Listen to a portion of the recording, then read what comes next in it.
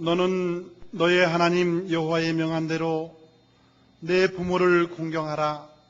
그리하면 너의 하나님 여호와가 너에게 준 땅에서 내가 생명이 길고 복을 누리리라.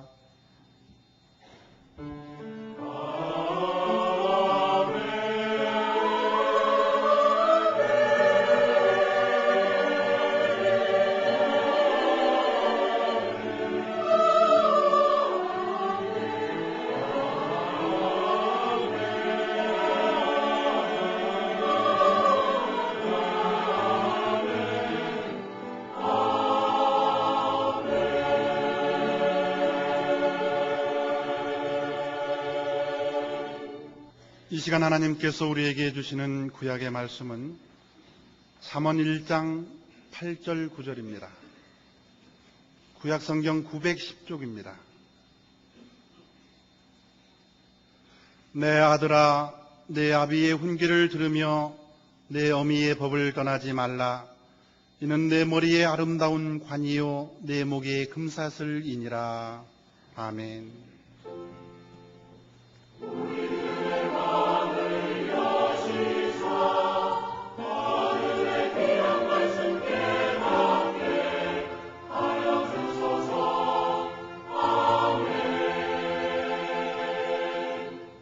하나님께서 우리에게 주시는 신약의 말씀은 에베소서 6장 1절에서 3절입니다. 신약성경 316쪽입니다.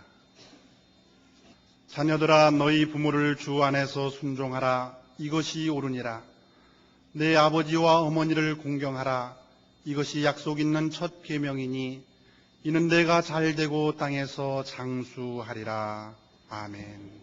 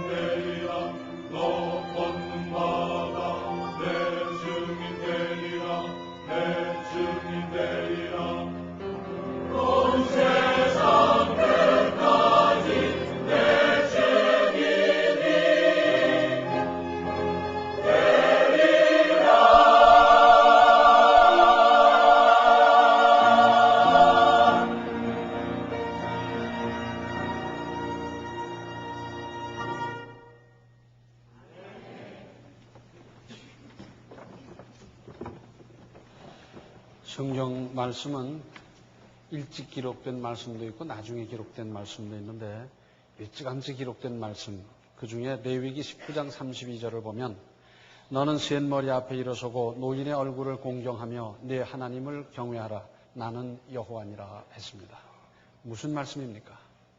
노인 또는 어른 앞에서 몸가짐을 삼가고 노인의 인생 경험을 존중히 여기면 물론 노인이나 어른 앞에서 함부로 경망스럽게 행동하지 말라 하는 말씀입니다.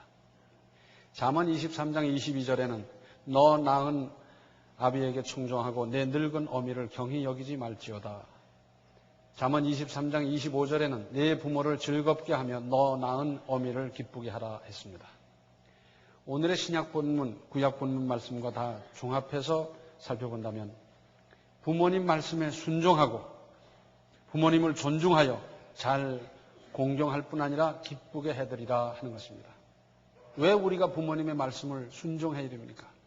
우리가 어려서부터 그런 말씀을 많이 들어왔어요. 근데 이유를 설명해 주는 분이 없었어요. 왜 그렇습니까? 나를 위해서 온갖 희생과 수고를 다하는 분의 말씀이니까 따라야 되고 그 희생과 수고를 다하는 분이니까 그만큼의 발언권도 있어야 될 것 아니겠습니까?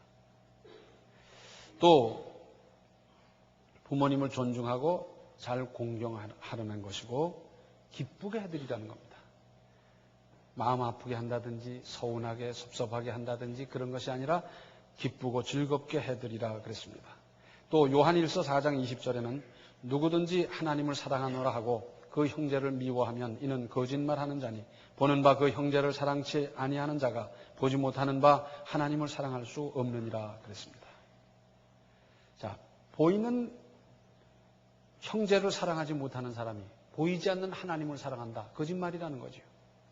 이 말씀은 조금 확대하면 나를 위해서 온갖 희생과 수고를 다하는 부모님을 존중히 여기지 못하는 사람이 하나님을 존중히 여긴다.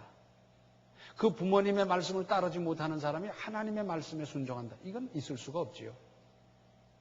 보이는 그리고 실제로 나를 위해서 수고하는 것을 내가 늘 보고 느끼고 깨닫고 있는 그분의 말씀을 순종 못하면서 보이지 않는 하나님이 들려주시는 또 이렇게 기록해서 주시는 여러 방법으로 우리에게 알려주실 때 그것을 어떻게 순종할 수 있겠습니까?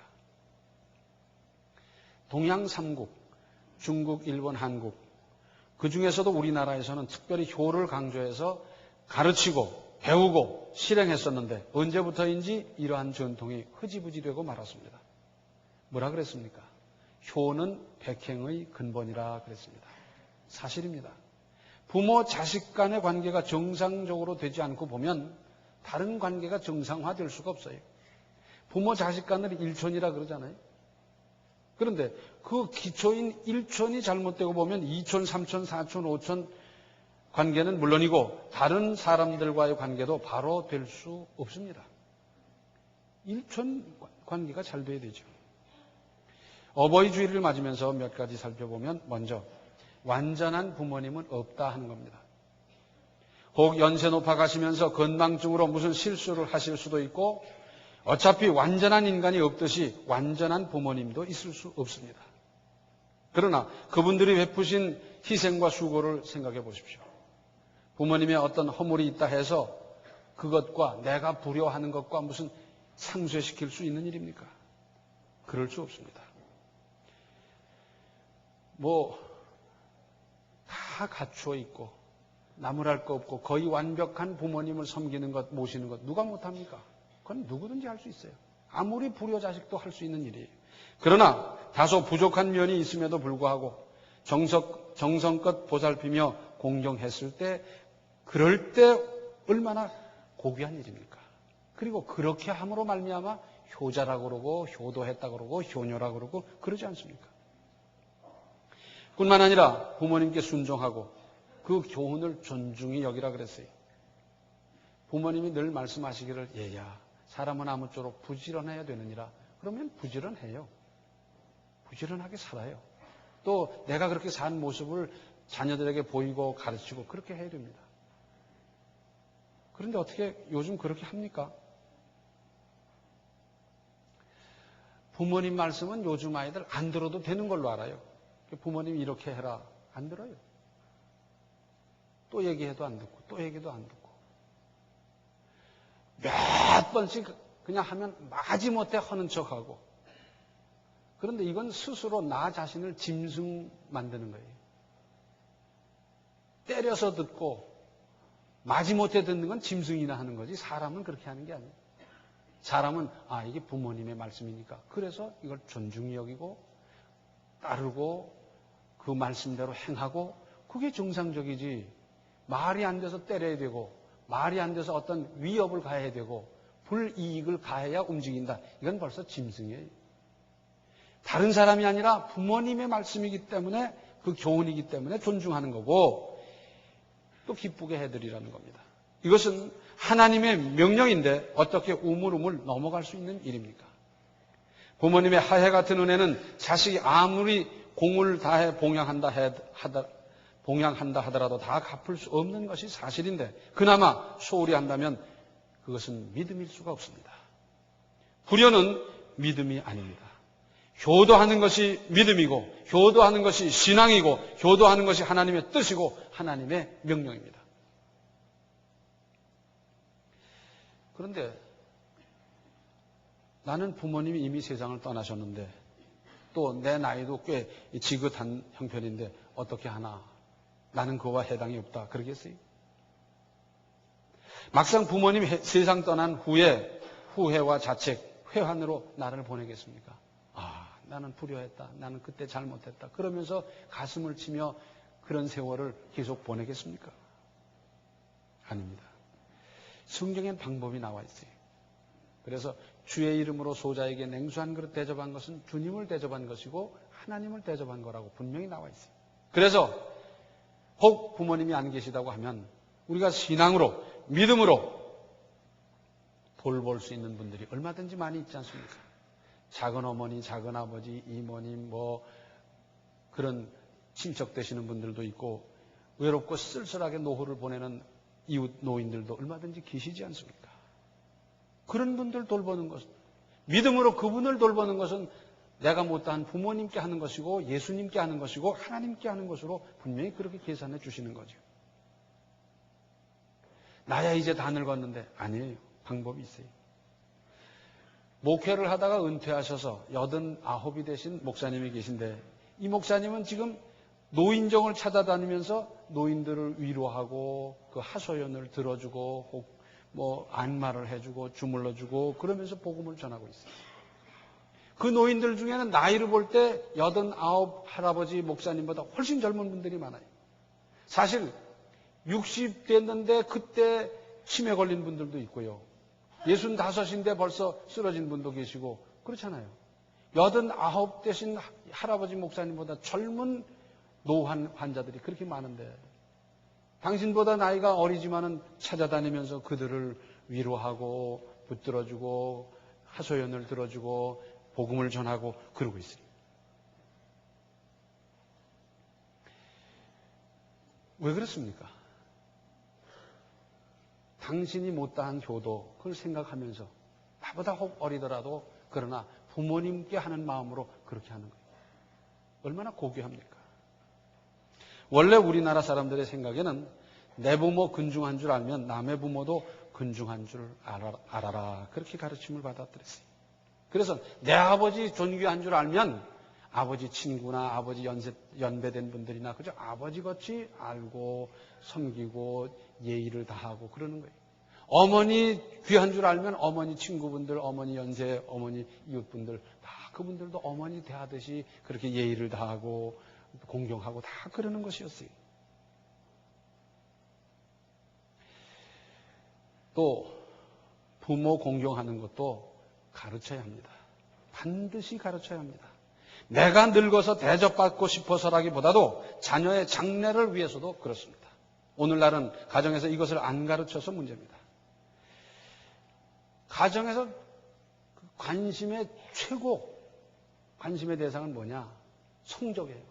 그래가지고 성적이 어떻게 될까봐 싶어 전전긍긍하고요. 온갖 비용과 수고를 아끼지 않으면서 거기 힘쓰면서 부모님을 소홀히 하다가 나중에 문제가 되는 경우가 얼마나 많은지 모릅니다. 사람이 사람답게 사람 노릇하며 사는 것, 그것이 인사입니다. 사람 인자 인사자. 그거 아니에요? 그게 인사예요. 사람의 할 일이고 사람의 갈 길이고 그렇습니다. 자, 한번 생각을 해보세요.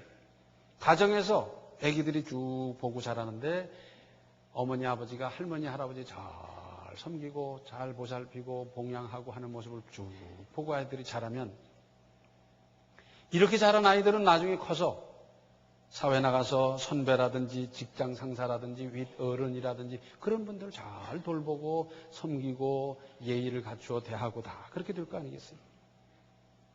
사람은 누구를 막론하고 선배가 이끌어주고 후배가 밀어주며 동료의 도움을 받아서 일도 하는 것이고 인생도 살아가는 법입니다. 그렇지 않습니까? 혼자서 어떻게 살아요? 독불장군이라 혼자선 장군이 못 되는데 불쌍한 사람이 있어요. 어떤 사람이냐? 나를 이끌어주고 충고해주고 추천해주고 인정해줄 만한 선배가 없는 사람, 불쌍한 사람이에요. 그렇죠? 직장 상사든지 선배든지 어른이든지 그런 분들이 알아주고 추천해주고 인정해주고 뭘 해야 앞길도 열리는 것이지 선배 알길 어른 알길 개떡으로 알아서 지 맘대로 그저 들쏘같이 날뛰는 사람 누가 알아주겠어요? 누가 그런 사람의 다정한 선배 윗어른 충고자가 돼주겠습니까? 또 불쌍한 사람이 있어요. 밀어주고 함께할 후배가 없는 사람, 이 불쌍한 사람이에요. 저 혼자 잘난 척하고 아랫사람 돌보고 후배를 사랑하는 마음 없는 사람 누가 돌봐주겠어요? 또 불쌍한 사람이 있어요. 함께 돕고 함께 할 수 있는 친구가 없는 사람, 불쌍한 사람이에요. 전도서를 보면 넘어져도 붙들어줄 친구가 없는 사람은 화 있을진저 그랬어요. 그 자체로서 화라는 거예요. 친구 없는 사람들이 그렇게 많아요. 전부 컴퓨터에 매달려가지고 그냥 친구가 없이 사는 사람이 있는데 참 불쌍한 사람이에요. 옛날에는 부모님 그림자도 밟지 않는다 그랬는데 오늘날은 도무지 불효자식의 세상이 되고 말았는데 그러다 보면 결국 이 사회는 어떻게 되는 것이고 그 사람의 장래는 어떻게 되겠습니까? 요새 젊은 사람들이 다 그걸 몰라요. 어른도 몰라보고 예의도 모르고 다 그렇게 그냥 저잘난 척하고 다 사는데 자, 그 중에서 어떤 한 청년은 직장 어른을 선배를 잘 알아보고 인사를 깍듯이 하고 그의 말씀을 존중히 여기고 하면서 잘 대해봐요. 그거 눈에 딱 띄고요. 그리고 알아주고요. 천거해주고 인정해주고 그렇게 안 되겠습니까?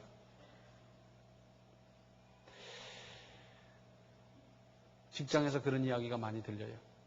뭐 공부는 좀 하고 영어는 좀 하고 머리는 좀 돌아가는 것 같은데 사람 됨되면 틀려먹었어.